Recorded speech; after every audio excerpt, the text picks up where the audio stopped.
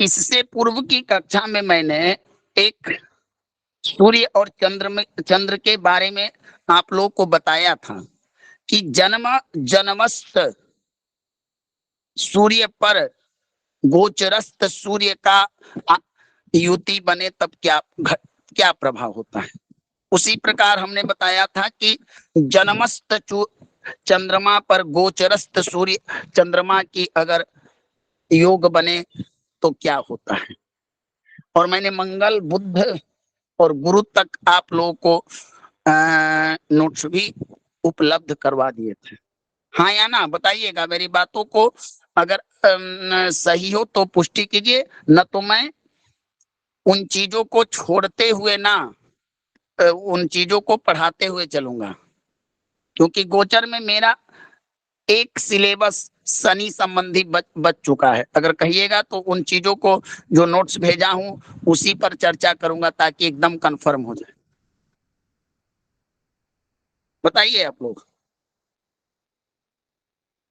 हरि किशन जी, जो मैंने भेजा था समझ में आया? जी भगवान, बिल्कुल आया समझ में भगवान। इन लोगों को समझ में नहीं आया, नहीं तो आज उसी पर चर्चा करता हूं। आप लोग बताइए।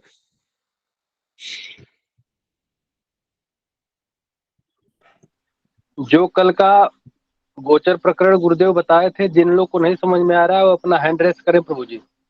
आज जिन लोग को समझ में नहीं आ गया है वो अपना हैंड रेस ना करें, जिनको नहीं समझ में आया वो अपना हैंड रेस करें। भगवान हम अपने अनुसार ही बताते हैं। चलिए, हम पढ़ने वाले हैं गुरुदेव, सबको समझ में आ गया? आगे चलें भगवान, आगे का प्रकरण चालू करें। एक मिनट भगवान, कुछ चीज छूट रही है, हमें भी आत्मसंतुष्टि होना चाहिए। देखिए, हमने चंद्रमा तक के गोचरस्थ फल का आकलन कर लिया था कि जन्मस्थ चंद्रमा से गोचरस्थ चंद्रमा विभिन्न प्रकार के भावों में जो उसका शुभ और अशुभ स्थान में है, तो उन स्थानों पे जाने पर अब एक बात क्लियर है, कोई भी ग्रह जो उसका अशुभ स्थान है वहां पर जाने पर वह अपना अशुभता अवश्य देगा। बाकी कितना शुभ देगा कितना अशुभ देगा, स्थान अशुभ है, इस बात का भी आप लोग भली भांति आकलन के। गोचर में चंद्रमा सभी ग्रहों का 4, 8, 12 स्थान बताया गया कि अशुभ स्थान होता है। यहाँ पर कोई भी ग्रह जाएगा तो अशुभ फल देगा। लेकिन जन्मस्थ ग्रह अगर बलवान हो, योगकारी हो, तो इन स्थान पर जाकर भी भले ही कुछ फलों में कमी कर देगा कि मान लीजिए कि सूर्य योग कारक है सिंह लगन में, और वह 12वें गोचर कर रहा है चंद्र राशि से, तो निश्चित है कि योगकारी फलों में थोड़ा कमी करेगा, लेकिन ऐसा नहीं है कि 12वें भाव में जाकर आपको बुरा फल देगा। यही सूर्य अगर जन्म पत्रिका में बलहीन हो, अशुभ स्थान का स्वामी हो, 4, 8, 12 से गोचर करे, तो निश्चित है कि उस गोचर काल में आप पर समस्याएं होगी और आपको परेशानी देगा। क्यों? कारण हमने कहां से इसको निर्धारण किया? तो जन्म कुंडली से। समझ में आ गया आप लोगों को ना?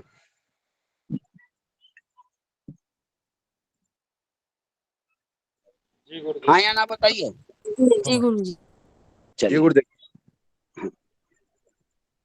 हम वहीं से चलते हैं जो पिछले कक्षाओं में हमने छोड़ा था। मंगल को मैंने नोट्स भी डाल दिया है और मैं स्क्रीन शेयर करके ही आपको बताता हूं ताकि कोई चीज कंफ्यूज ना हो।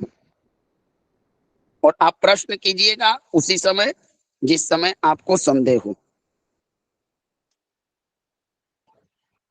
स्क्रीन आपको दिख रही है ना? स्क्रीन दिख रही है अरुण जी? जी गुरु जी भगवान, दिख रही है। जन्मस्थ मंगल पर अथवा उसके सप्तम स्थान से क्षीण तथा अशुभ चंद्र का गोचर शत्रु से पराजय कराता है।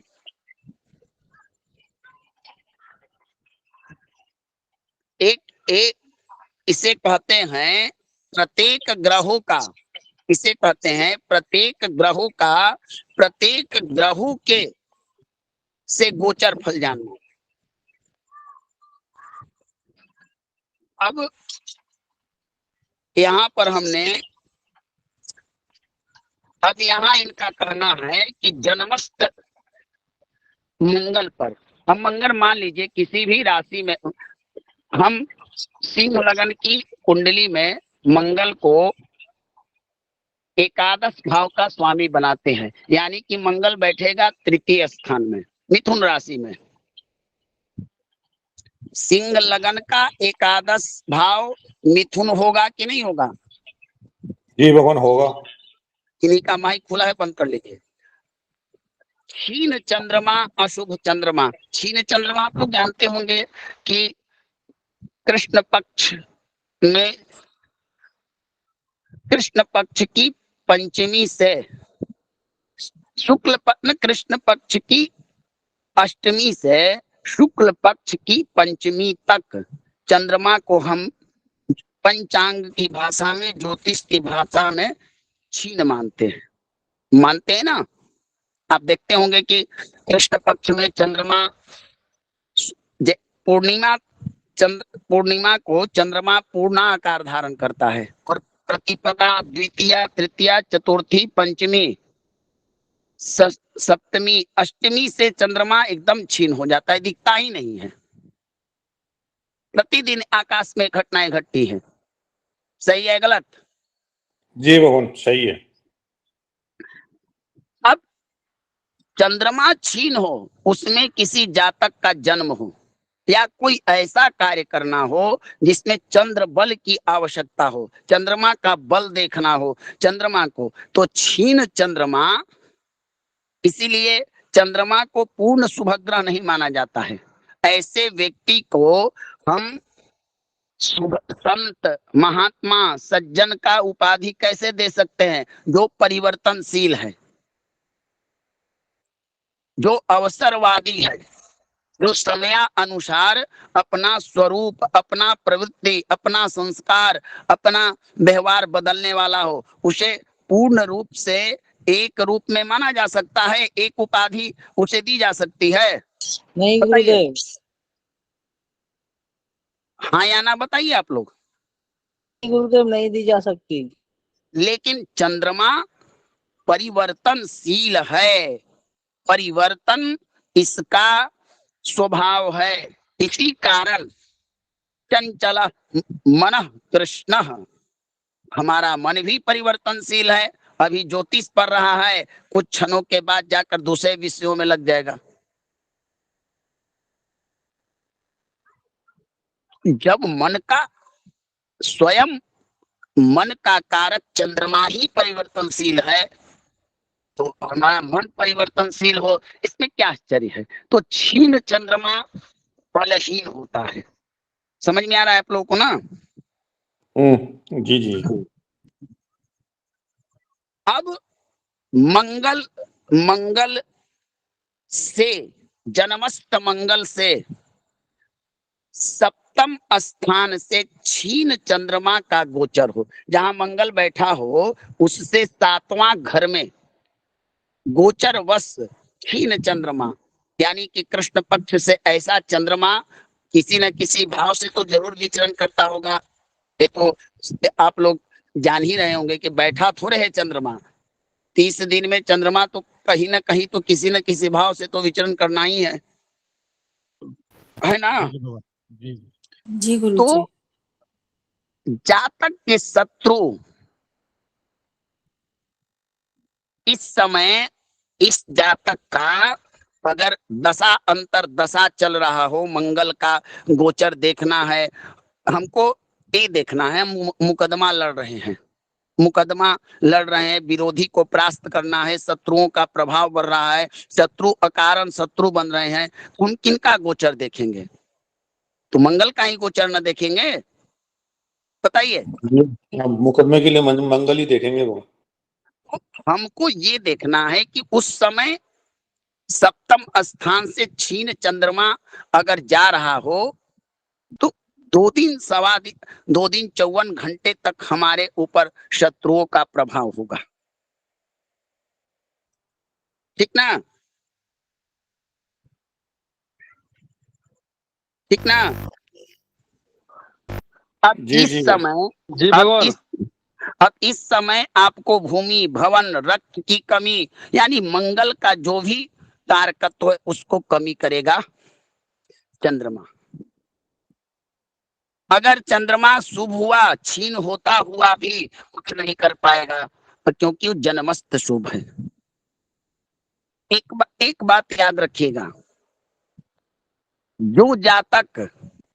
जिस जातक का परिवेश जन्म से ही जिसको माता पिता परिवार में संस्कार मिलता है, वह व्यक्ति 18-20 वर्ष की अवस्था में उस संस्कार के कारण पदभ्रष्ट नहीं हो सकता है। जिस व्यक्ति का जन्म से ही अपने परिवार में माता पिता के द्वारा संस्कार मिलता है, वह व्यक्ति कभी भी जीवन के किसी भी भाग में उस संस्कार के प्रभाव से ज्यादा नहीं भटक सकता। यानी वह संस्कार उसके अंदर में बैठी होती है और गलत कार्य कुमार्ग पर जाने से संस्कार उसे रोकती है। सहमत हैं आप लोग कि नहीं इस बात से? जी गुरुदेव। सहमत है गुरुजी। क्या भगवान? हरि किशन जी, साक्षी जी, आप लोग का क्या ओपिनियन है? जी जी भगवान। जब जिस जातक का बचपन से ही, जन्म से ही घर में असंस्कार की शिक्षा हो, अनीति, अधर्म, पाप, लूट पाट, सभ्यता, संस्कृति का अभाव हो, वह व्यक्ति संतों का संग भी करे, बड़े बड़े ग्रंथों का सेवन भी करे, तो उतना सन्मार्ग पर नहीं आ सकता है। क्योंकि मिट्टी का बर्तन, कच्ची मिट्टी और मिट्टी सब, वही मिट्टी का बर्तन बना सकता है कुम्हार, जो मिट्टी बनने लायक हो। सभी मिट्टी तो कई प्रकार की है, सभी मिट्टी का बर्तन निर्माण होता है? बताइए, बन सकती है? नहीं वो। हाँ, तो भगवान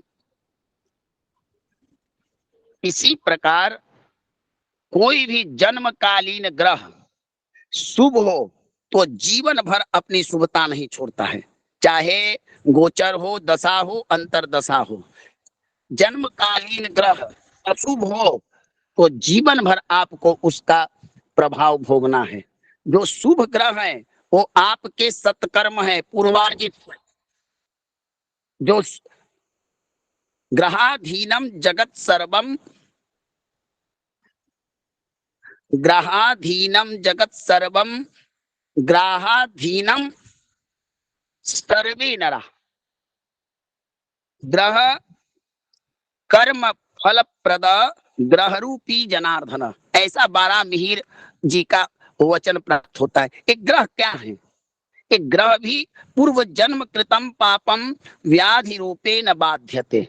आयुर्वेद में महर्षि चरक संहिता का श्लोक हुआ, कर्म ना जायते जंतु कर्मण्येव विलीयते, सुखम दुखम भयम क्षेमम कर्मण्येवाभिपद्यते। ये सब हमारे जितने अशुभ ग्रह हैं वो पूर्वार्जित हमारे कर्म है। तो इस कारण जो हमारे जन्म चक्र में अशुभता को प्राप्त हो गए, किसी शुभ ग्रह से उनका संसर्ग ना हो पाया, समझिए कि जीवन पर्यंत आपके लिए किसी भी अवस्था में, किसी भी सिचुएशन में आपको बुरा फल देंगे। नहीं समझना है आपको। समझ में आ गया आपको कि नहीं आया? समझ में आया या नहीं आया? जी बताइए। गुरुजी, आ गया गुरुजी। दूसरा बात, हर कुंडली में शनि, हर कुंडली में मंगल, हर कुंडली में सूर्य और हर कुंडली में राहु उतना पापी नहीं होता है। ये बात भी आप, भले ही ये पाप ग्रह है, ठीक है, लेकिन ये उन्नति कारक भी होते हैं। अच्छे संसर्ग होने के कारण, अच्छे स्थानों के मालिक होने के कारण ये उन्नतिकारी भी होते हैं। लेकिन कुछ लग्नों के लिए, कुछ लोगों के लिए ये विपत्ति कारक भी होते हैं। तो इसलिए इनको आप अपने ऊपर लागू करके देखिए कि हर व्यक्ति के लिए हर व्यक्ति बुरा नहीं होता है, हर व्यक्ति के लिए हर व्यक्ति अच्छा भी नहीं होता है। जिसके लिए जो बुरा है सो बुरा है, जिसके लिए जो अच्छा है सो अच्छा है ना नीतू जी? जी बिल्कुल गुरुजी, सही कह रहे हैं आप। तो ज्योतिष यही है। चलिए आगे बढ़ते हैं। हमने जाना मंगल का, अब हमको विद्या अध्ययन करना है। एक मिनट भगवान। हाँ भगवान, कोई प्रश्न? हाँ, ये प्रश्न ये है कि इसमें गोचर, अपन चंद्रमा का गोचर देख रहे हैं ना ग्रहों के ऊपर। हाँ, चंद्रमा का गोचर हो रहा है मंगल के ऊपर, फिर बुध के ऊपर, ऐसे पढ़ रहे हैं अपन। हाँ। चलिए तो शायद आप लोग को ये समझ में आ गया। हम कुछ आगे बढ़ते हैं नए चैप्टर की तरफ। जो चीजें आपको समझ में आ गई, हमको चलना है आगे, तो हम आगे चलते हैं, ठीक ना? क्या है, आप लोग की आज्ञा है ना? जी भगवान, आगे चले। जी गुरुदेव, आगे चलो। इसी प्रकार भावफल जैसे होता है। चलिए आज हम ऐसे एक ग्रह के बारे में आज हम पढ़ेंगे और कल आप लोग को नोट कराएंगे, ठीक ना? क्या है, आज हम समझेंगे और आपको कल हम इसका पूरा चैप्टर नोट कराएंगे। ठीक है गुरुदेव। हमारे आप ध्यान पूर्वक समझिए। हमारे ज्योतिष शास्त्र में काल पुरुष की कुंडली में 10th स्थान और 11 स्थान के स्वामी शनि देव को दिया गया है। आप सिर्फ हाँ या ना बोलिएगा, हाँ या ना, सही है या गलत। जी गुरुदेव, ठीक है। ज्योतिष को समझिए। शनि का अर्थ क्या होता है? शनैश्चरति इति शनिश्चरः, शनैश्चरति इति शनिश्चरः। हमारे यहाँ वेद में एक मंत्र आता है, सन्नो देवीरविष्टया आपो भवन्तु पीतया शम्योरभिस्रवन्तु नः। इस वेद का मंत्र का अर्थ होता है ऐसा जल जो कल्याणकारी हो, शीतलता हो, जिस जल से हमारे अंदर की बुराइयां नाश हो। शनैश्चरति इति शनिश्चरः, जो व्यक्ति शनै शनै चले, शनै माने मंद गति, मंदगामी, धीरे धीरे चले, उसे हम शनिश्चर कहते हैं। कहते या नहीं? जी गुरुजी। अच्छा, सिर्फ शब्द की परिभाषा ही नहीं है, इसका प्रमाण भी प्रत्यक्षम किम प्रमाणम, जो हमारे आंख के सामने है। अब हम नीतू जी से कहें कि अभी रात्रि काल है, तो ये बातें हास्यप्रद होगी ना। अब ये कहेंगे कि प्रमाण दीजिए इसका, तो ये तो हास्यप्रद बातें है ना। प्रत्यक्षम किम प्रमाणम, हमारे पास इसका प्रमाण है।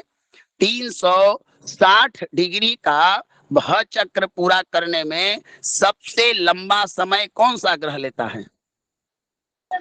शनि। शनि। 2.5 वर्ष से जो ग्रह एक राशि में है उसको 12 राशि प्रवेश करने में कितना समय लगेगा? अगर 2.5 से जोड़े तो 30 साल गुरुजी। 30 साल गुरुजी। 30 साल। 30 साल। 30 साल या 30 वर्ष एक ही बात है ना। जी भगवान। ईयर कहिए, संबत कहिए, साल कहिए, वर्ष कहिए, सब समानार्थक शब्दों के बोधक हैं, है ना? जी भगवान। जी जी।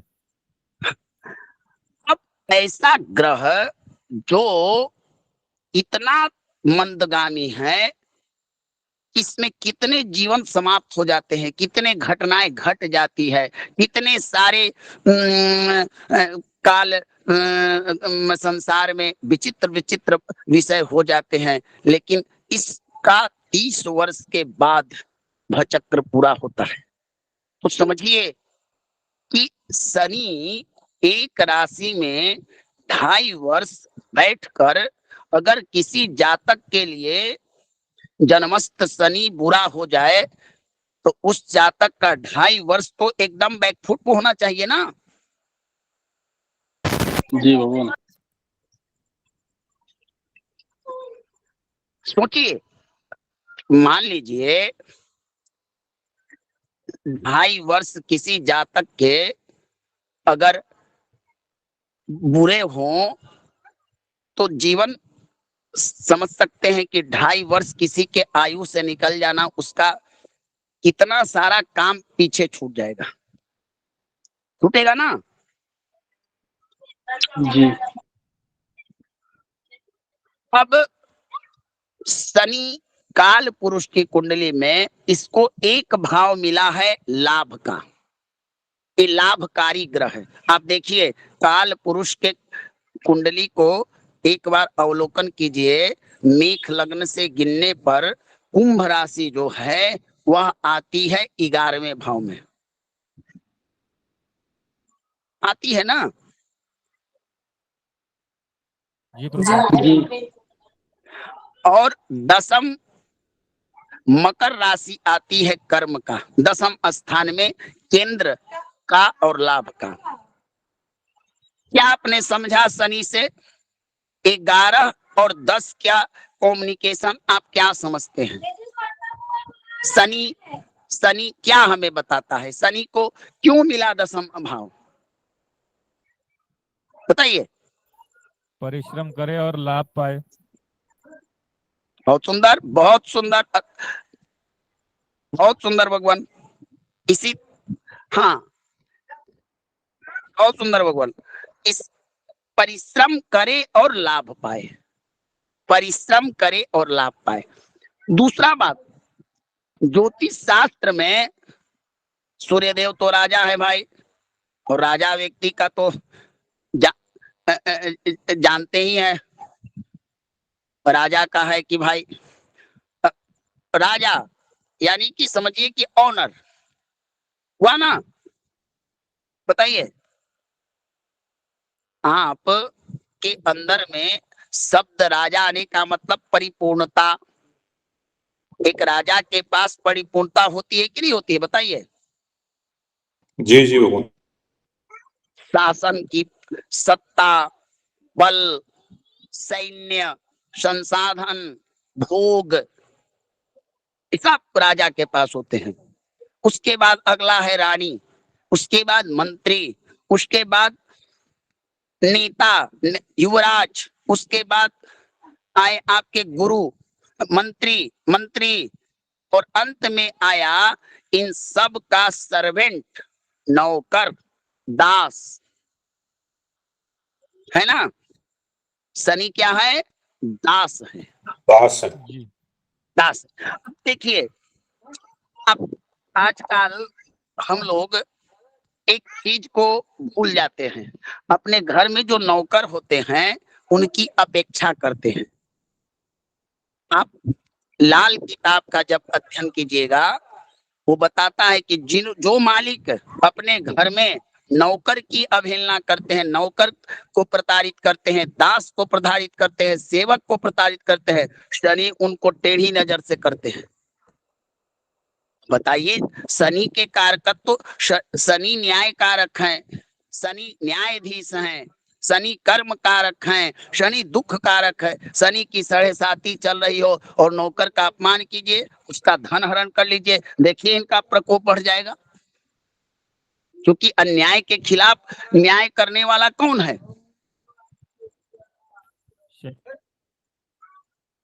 समझ में आ रहा है मैं जो कहना चाहता हूं आपको? आपके घर के नौकर अगर प्रसन्न हैं, सेवक सेवा करने वाला, सर्वेंट, दास अगर ये प्रसन्न है तो शनि की बुरा प्रभाव भी उनके कारण कमने वाला है। ये चीजें मैं क्लियर करूंगा उपाय प्रकरण में, तब और समझ में आएगा, क्योंकि शनि दास का कारक। अब मान लीजिए मैं दूसरा उदाहरण देता हूं, तर्क। चंद्रमा किसी का अत्यंत बलवान है, खूब अच्छा है, योगकारी है, लाभकारी है, गजकेसरी योग बना रहा है, केमद्रुम योग ना बन रहा हो, और जातक क्या करे, चंद्रमा की दशा चले और माता जी को कष्ट दे, माता को भूखे रखे, माता को प्रताड़ित करे, क्या आप अपेक्षा कर सकते हैं कि चंद्रमा उसको पूर्ण फल देगा अपना? नहीं देगा भगवान।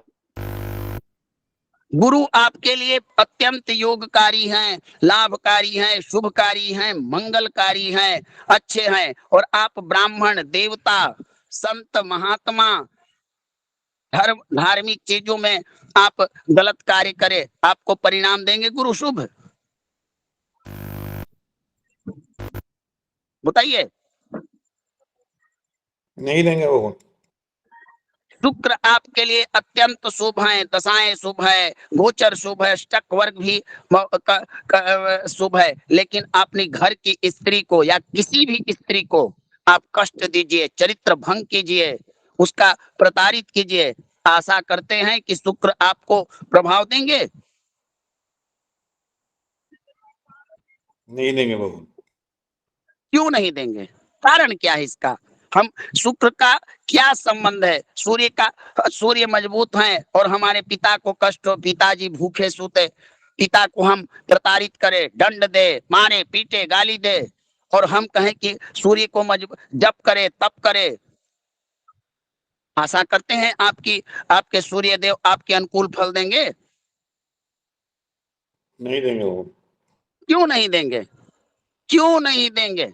कारण क्या है? क्या इसके बारे में क्या है ज्योतिष का मत? तो कारण यह है कि हर ग्रह का जीवन के हर वस्तु, हर संबंध, हर चीज पर प्रभाव है। अब शनि का प्रभाव सेवा में है, दासता। आप देखिए, जिनके जातक के जन्मस्थ शनि कमजोर है, वह व्यक्ति कितना भी नौकर रख ले, शनि कमजोर है, नीचस्थ है, वो व्यक्ति कभी भी ऊंचा पद पर नहीं जा सकता है। किसी न किसी व्यक्ति के अधीनस्थ उसको कार्य करना पड़ेगा, नहीं जा सकता है। उस शनि कमजोर होने का मतलब व्यक्ति में न्याय करने की क्षमता नहीं होगी, व्यक्ति आलसी होगा, कर्मनिष्ठ नहीं होगा।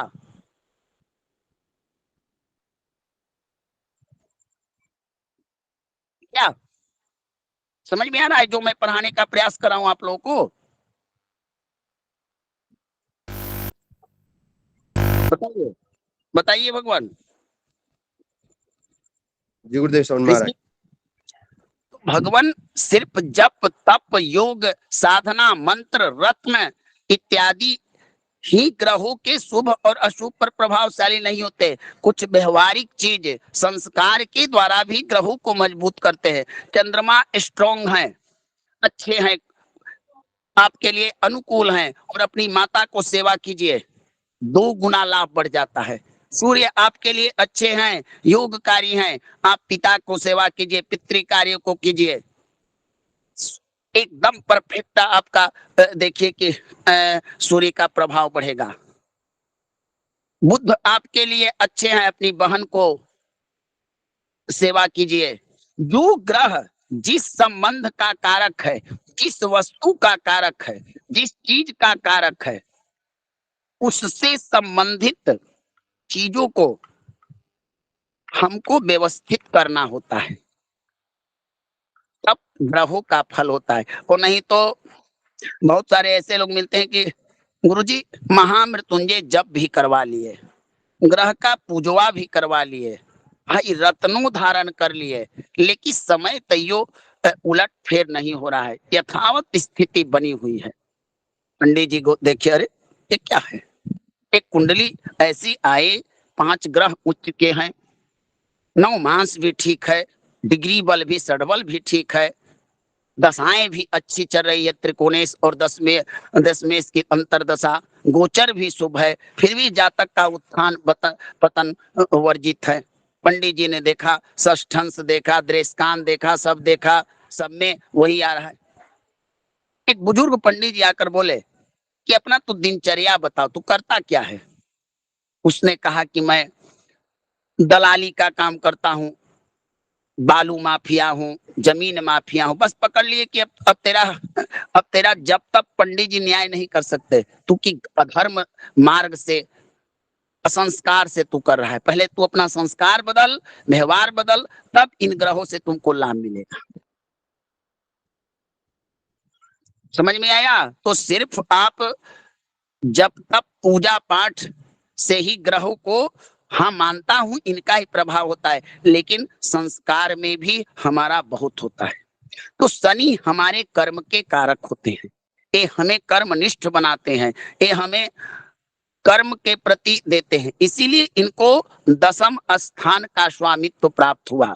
जीवन में कार्य क्षेत्र का चुनाव करना हो, हम किस क्षेत्र में जाएं, जातक कैसा कर्म करेगा, इसका प्रतिनिधित्व तो दशम भाव करता है।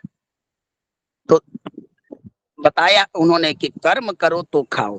तो शनि ऐसे हैं कि ईमानदारी से कर्म करोगे तो ईमानदारी से लाभ जो आएगा वो सुखकारी होगा, नहीं तो 7.5 और ढैया तैयार है शनि का न्याय चक्र। तो हमारे कहने का मतलब है कि आप लोग, ऐसा भी होता है, कुंडली देखिएगा तो मान लीजिए कि जिस ग्रह की दशा चल रही है उसके संबंधित संबंधों को, उनसे सेवा कराना, आशीर्वाद लेना, उनके प्रति उनका पवित्र भावना, पवित्र आचरण भी होना जरूरी होता है। समझ में आया ना भगवान? समझ में आया? जी गुरुदेव। जी जी भगवान। हरि किशन जी, साक्षी जी, भाव जी, बताइए जी, आप जी। लोग। आया भगवान। हाँ, हाँ जी, हाँ जी। शनि, आप लोगों ने कहा 30 वर्ष, लेकिन ज्योतिष शास्त्र इसको पूरा नहीं मानता है। 29 वर्ष 10.5 मास का होता है, लेकिन पूरा कैलकुलेशन अगर किया जाए तो सत्य बात यही है जो कि शनि का एक भचक्र 30 वर्ष में पूरा होता है, और शनि एक राशि में 2.5 मास रहते हैं।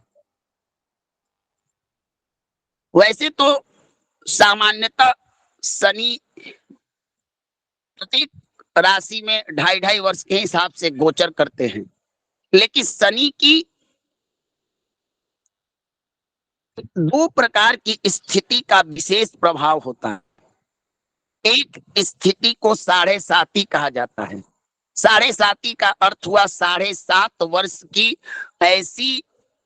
ऐसा एक चक्र है, ऐसा एक प्रभाव है जो जीवन के लिए अत्यंत कष्टकारी होता है। इस समय एक दुरात्मा, दुराचारी, पापी को पूर्व जन्म के, चाहे इस जन्म में जो वो अधर्म कर रहा है, अनीति कर रहा है, शनि का वह न्याय व्यवस्था होता है। कैसे होता है कि हम लोग कोर्ट में अपील कर दिए, आवेदन दे दिए कि हमको इनसे विवाद है। अब कोर्ट कहा कि मेरे पास जब केस नंबर का समय आएगा तो मैं केस खोलूंगा, उस समय ही आपकी सुनवाई होगी। तो 7.5 का जो काल है वो भी मनुष्य के कुकर्म, अधर्म, अनीति, अत्याचार इत्यादि को सुधार करने वाला यह 7.5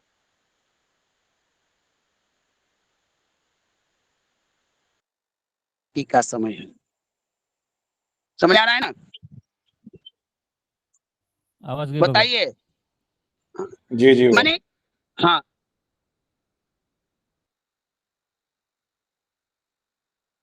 ऐसा समझिए कि 7.5 का जो समय है वह समय है जो समय मनुष्य के बुरे कर्मों को सुधार करता है। अब समझ में आ गया ना? गुरुजी आने वाले बताइए, समय को, आने वाले समय को। बताइए हाँ या ना? नहीं, आने वाले समय, हाँ आने वाले समय को भी कह सकते हैं, क्योंकि 2.5 वर्ष तो हमारा वर्तमान समय हुआ, लेकिन 2.5 जो अगला होगा वो हमारा फ्यूचर हुआ ना। जी गुरुजी।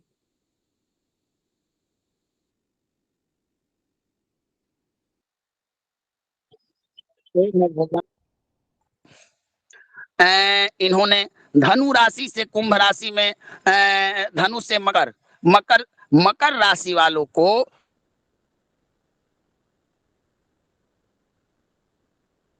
मीन मीन तक का शनि का गोचर फ्यूचर होगा कि नहीं? बताइए, हाँ बताइए, मैं जो कह रहा हूँ गलत कर रहा हूँ या सही? क्या भगवान दोबारा पूछे मैं समझा नहीं। गुरुजी सही कह रहे हैं आप।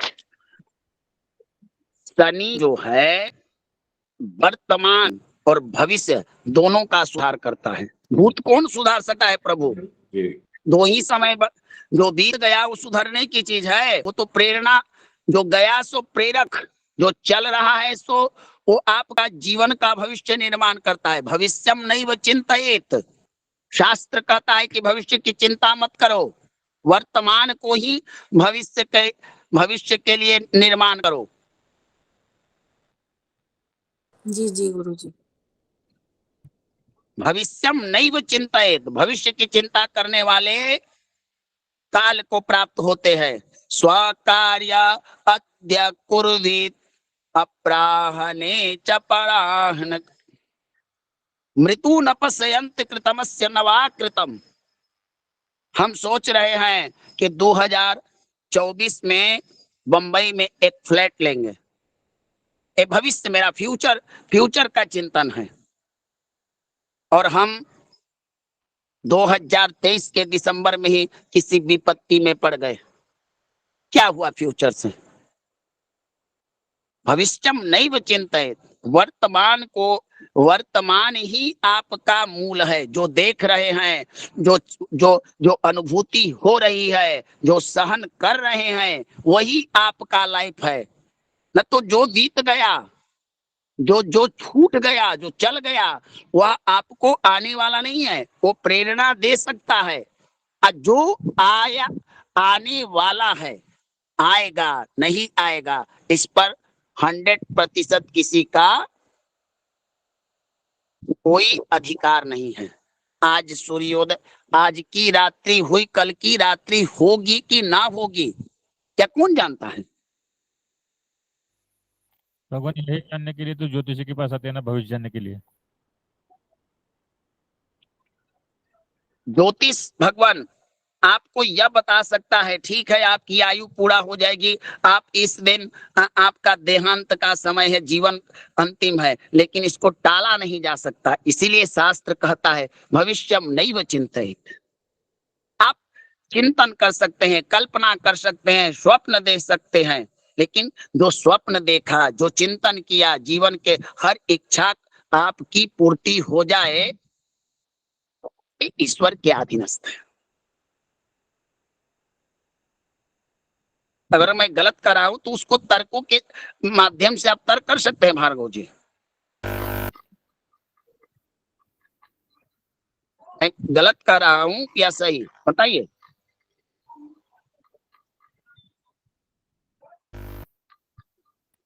बताइए हरिकिशन जी, साक्षी जी, नीतू जी, आप लोग पढ़ी लिखी हैं, बताइए कि ऐसा ए सिद्धांत। जी भगवान। भविष्य तो अनिश्चित है भगवान, अनिश्चित है भगवान भविष्य तो। अब जो आपका भूतकाल था वो एक, तो भगवान शनि क्या है?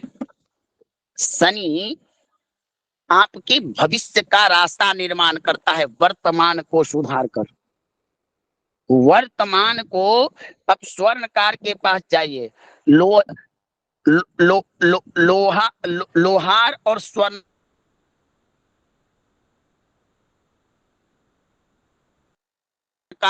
दोनों का काम है भट्टी चलाना तपाता है, एक लोहे को तपाता है कि नहीं? हाँ या ना बताइए। जी जी भगवान। जी लेकिन स्वर्णकार का तपाया हुआ सोना आकृति देता है, निखार आता है, सुंदरता आती है, चमक आती है। और लोहार के द्वारा खूब पीटा गया कुल्हाड़ी वह क्या करता है? उस चंदन की लकड़ी को काट डालता है, जो चंदन सुगंधित देता है। वह चंदन जो उस कुल्हाड़ी को भी सुगंधित बनाता है। तो यही काम आपके कर्म के स्वामी शनिदेव करते हैं। आपके वर्तमान को ही सुधारना शुरू कर देते हैं। सुधारते सुधारते सुधारते आपका भविष्य का निर्माण करते चल जाते हैं। इस 7.5 वर्ष की जो इनकी 7.5 होती है, ये लाइफ को कई तरह से स्वस्थ बनाती है। आप इसका अनुभव कर सकते हैं।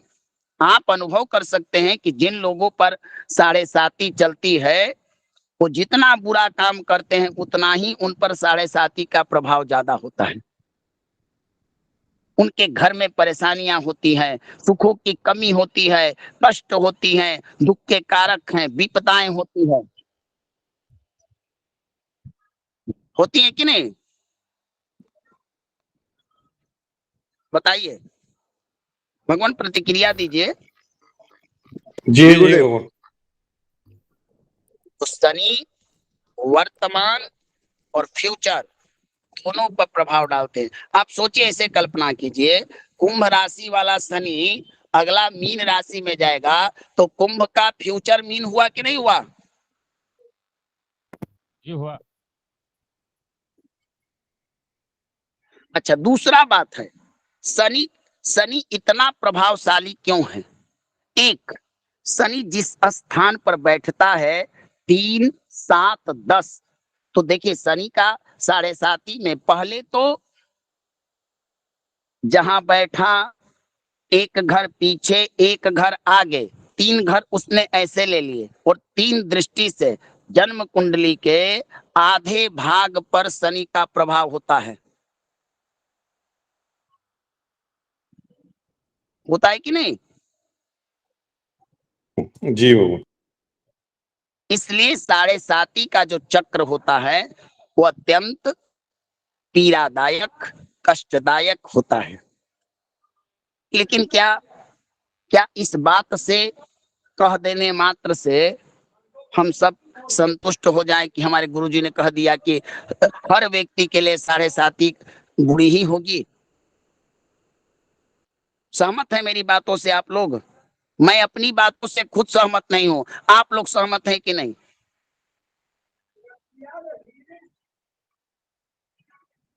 बताइए, साक्षी जी, नीतू जी, सहमत हैं कि शनि की 7.5 हर लग्न वालों के लिए अत्यंत कुप्रभावशाली, विपत्ति कारक, कष्टकारक होती है?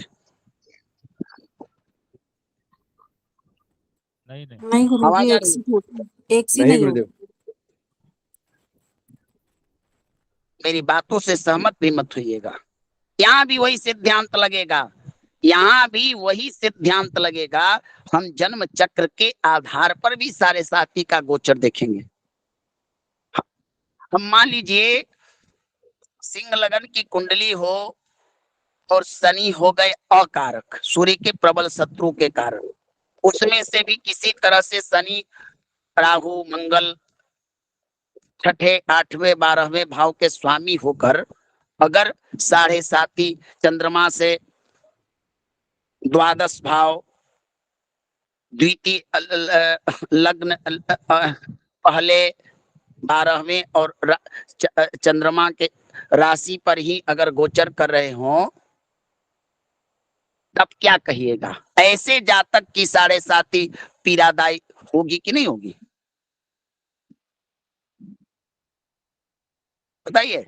जी भगवान।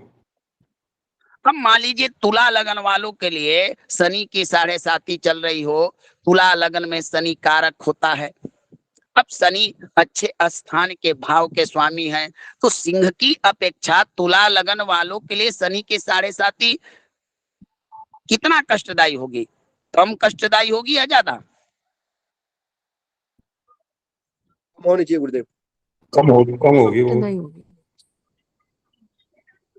तो ये भी विचार करना है ना। साधारण पंडित जी लोग देखते हैं और बोलते हैं शनि की 7.5 चल रही है। तो आपको एक उच्च कोटि का ज्योतिषी बनना है, तो इस स्थिति को भी देखना है। हम ये नहीं देखें हाँ ठीक है वर्तमान में तो कुंभ राशि पर ही शनि चल रहे हैं। अब क्या कुंभ राशि वालों को ज्यादा पीड़ा देंगे, अपनी ही राशि को, अपने घर को खराब करेंगे? बताइए। नहीं देना चाहिए भगवान। नहीं भगवान।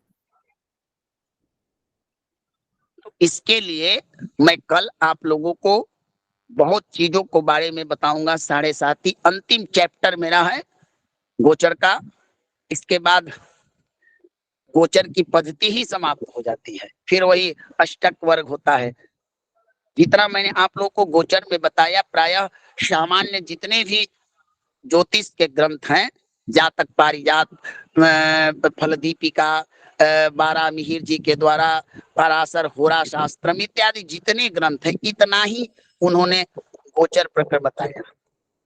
तो शनि की 7.5 और ढैया के बारे में आप लोग को मैं कल बताऊंगा विस्तार रूप से, नोट्स पूर्वक, ताकि क्लियर हो जाए।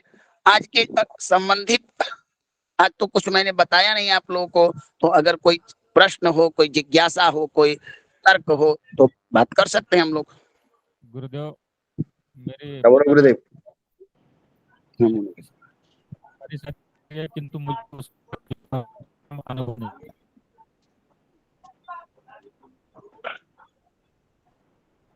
भार्गव जी आपका मेरे पास क्लियर आवाज नहीं आया, बताइए। मेरी मकर राशि है भगवान, तो 7.5 चल रहे, लेकिन उसका कोई दुष्परिणाम अभी तक मुझे नहीं मिला है। 1 मिनट प्रभु, आराम से। आपकी मकर राशि है, हमें लगता है हम पर्सनल आपसे बात कर रहे हैं, आप अपना माइक खोले, हम किसी से बीच में बात नहीं कर, सिर्फ भार्गव जी से बात करें। इतना भर आपने इस कक्षा के माध्यम से आपने ज्ञान प्राप्त कर लिया होगा कि यह जान सकते हैं कि आपके जन्म कुंडली में शनि क्या पोजीशन क्या है।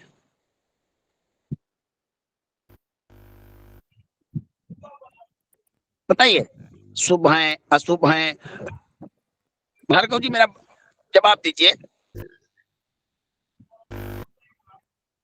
तृतीय भाव में है, जो कि शुभ है।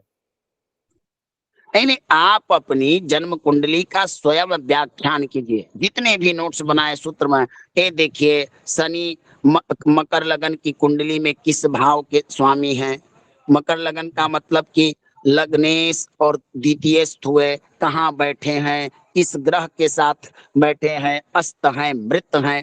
तो शनि को आप यह क्लियर कीजिए कि आपकी जन्म पत्रिका में शुभ है। अब उनको गोचर में देखिए, गोचर में आपके जन्म राशि से कहाँ गोचर कर रहे हैं। जब उनका गोचर हुआ तो 2.5 वर्ष में कितना वर्ष आपको संघर्ष करना पड़ा, परेशानी झेलना पड़ा। ये चीज आप स्वयं पर लगा कर देखिएगा तो सारा चीज आपको पता चल जाएगा। ठीक है ना भार्गव जी? गुरुजी मेरा प्रश्न है एक। बोलिए। गुरुजी जब हम राहु के बारे में बात करते हैं, मान लीजिए मेष लग्न है और चंद्रमा 11 में बैठा है, तो कुंभ राशि हो गई। अब राहु अभी गोचर में लग्न में गोचर कर रहा है, 1 नंबर मेष राशि में। अब ये जाएगा 12वें भाव में, ठीक, वहां बैठे हुआ है शनि। अब ये वहां जाएगा गोचर करता हुआ 30 अक्टूबर के बाद 12वें भाव में। तो हम चंद्र लग्न से, चंद्र कुंडली से, क्योंकि वो वक्री चल रहा है, तो इसको क्या बोलें कि ये चंद्रमा से दूसरे भाव में है? ये नहीं कैसे, क्योंकि ये वक्री नहीं होके चल नहीं, रहा है जी। 1 मिनट। वक्री राहु और केतु ऐसे ग्रह सदैव वक्र गति उनकी होती है ना? होती है कि ना? हाँ या ना? जी जी हाँ। जी जी जी आप गुरुजी। आपका चंद्र लग्न जो है वो तो सीधे आप काउंटिंग करेंगे ना। हाँ, तो हम इसको यही बोलेंगे कि ये चंद्रमा से दूसरे भाव में कर रहा है गोचर, या हम 12वें मानेंगे क्योंकि वो पीछे है, चंद्रमा आगे है, कैसे माने इसको? आपने सुनी, आपने कहा लग्न है मेघ, ठीक ना?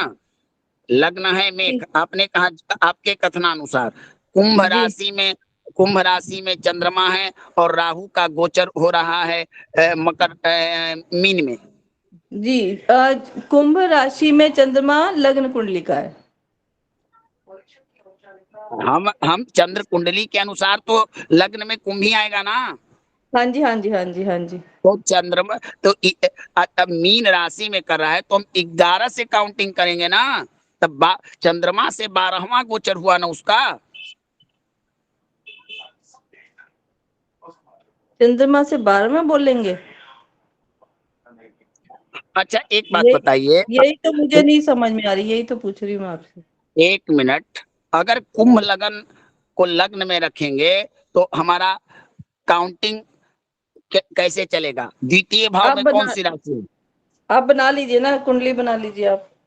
नहीं नहीं, आप बताइए, मैं तो जान रहा हूं। तो 11 को अगर कुंभ लगन वालों के लिए द्वितीय भाव में कौन सी राशि आएगी? आप लोग बताइए। 12 नंबर। मीन, मीन मीन आएगी ना? जी सही। तो आप महोदय, आप स्वयं कन्फर्म नहीं है। चंद्रमा मीन में जब होगा, राहु अगर मीन में जाएगा तो वो मार्गी गति से हो जाएगा। अगर वो मकर में जाएगा तब वक्र गति होगी उसके, कुंभ लगन वालों के लिए। सुमंगल जी, आप स्वयं कन्फर्म नहीं है। गुरुजी, मुझे तो समझ ही नहीं आ रहा, मैं कंफर्म क्या होंगी? मेरे को तो समझ ही नहीं आ रहा ये चीजें, ये नहीं एक समझ में आ रहा। एक गुरुजी मिनट वो एक तो मिनट मेष में है ना, अभी इस समय तो मेष में है ना। एक मिनट साक्षी जी मेष में है ना वो तो अभी, वो फिर हाँ जी, मीन में जाएगा वही ना तो बकरी से। वही तो पूछ रही हूँ, वक्री चाल एक- चलता है तो वो मेष से मीन में ही तो जाएगा।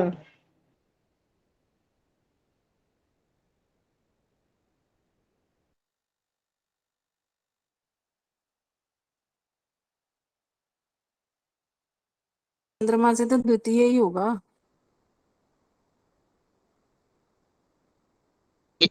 मैं आपको मैं दिखाता हूँ, एक मिनट।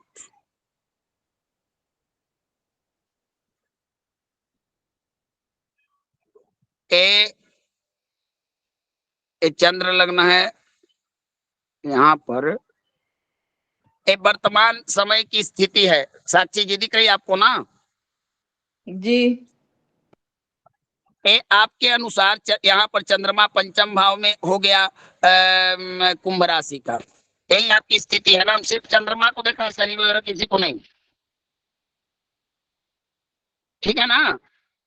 जी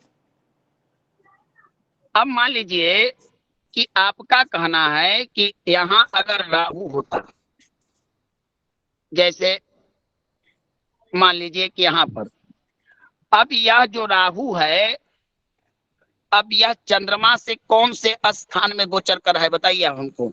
यहाँ से इस कुंडली के हिसाब से तीसरा है या गुरुजी, दूसरा? चंद्रमा से देखेंगे तो तीसरा है, लेकिन अगर राहु उसी तरफ जा रहा है तो पता नहीं, अब मुझे तो मालूम नहीं, ये 11वां बोलेंगे कि महोदया महोदया, राहु जब भी चलेगा तो मीन में आएगा, ना कि जाएगा वृषभ में। जी वही तो मैं कह रही हूँ, जब ये मीन में जाएगा, हाँ तो अपने ही तरफ से तो 12वें घर पहुंचा, अपने से 12वें पहुंचा ना ये, मतलब उल्टा चल रहा है तो ये 12 में, मतलब अब ये पूरी करा है इसने, अब 12वें से नया चक्र शुरू अभी करेगा, समझ लीजिए। अभी यह वृषभ से मेष में आया है और मेष से मीन में जाएगा, कुंभ मकर और इस तरह से यह घूमता है, यह हाँ विपरीत जी गति से चलता है। हाँ जी तो हाँ जी। हम अभी जब हमको काउंटिंग करना होगा वर्तमान में, तो हम चंद्रमा से इसको तीसरे न कहेंगे। अच्छा ठीक है गुरुजी। ठीक है,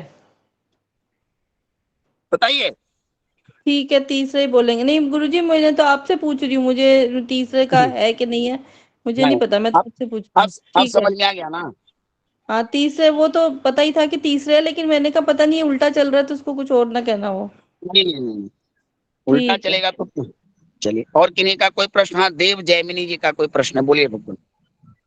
गुरुजी, आपने राहु के गोचर पढ़ा दिया क्या? कल मैं आई नहीं थी। नहीं नहीं, राहु का गोचर नहीं पढ़ा। राहु का क्या गोचर पढ़ाना है? राहु का मैंने बता ही दिया कि राहु शनि के अनुसार फल देता है। अब क्या जो समस्याएं होगी मैं बता दूंगा। ठीक है जी। बोलिए देव जैमिनी जी।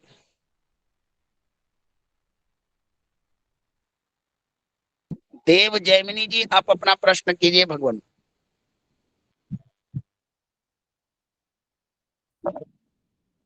देव जैमिनी जी प्रश्न कीजिए।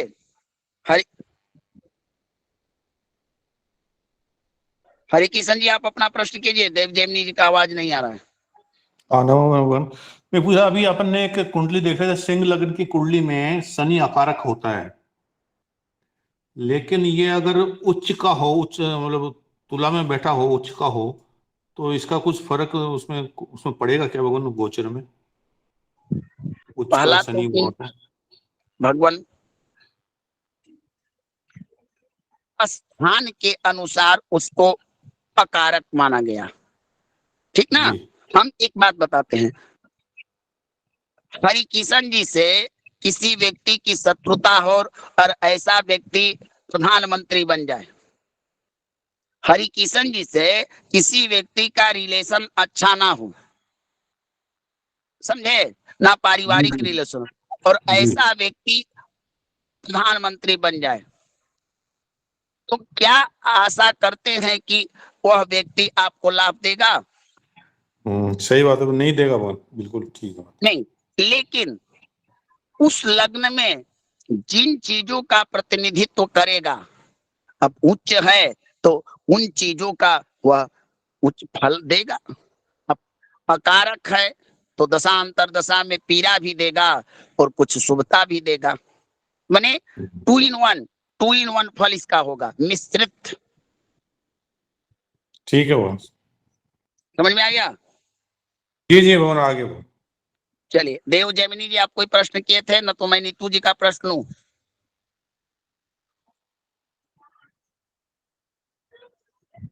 चलिए, किन्हीं का, हाँ नीतू जी आप अपना प्रश्न रखिए। गुरुजी आज के टॉपिक से हटके है थोड़ा सा। वही का टॉपिक है, ज्योतिष का टॉपिक है ना, हाँ घरेलू टॉपिक है, ज्योतिष का घरेलू नहीं नहीं टॉपिक नहीं ज्योतिष है। का है हाँ? नहीं ज्योतिष का है गुरुजी। गुरुजी जैसे मेष लग्न है उसमें 5th भाव जो है वो उसमें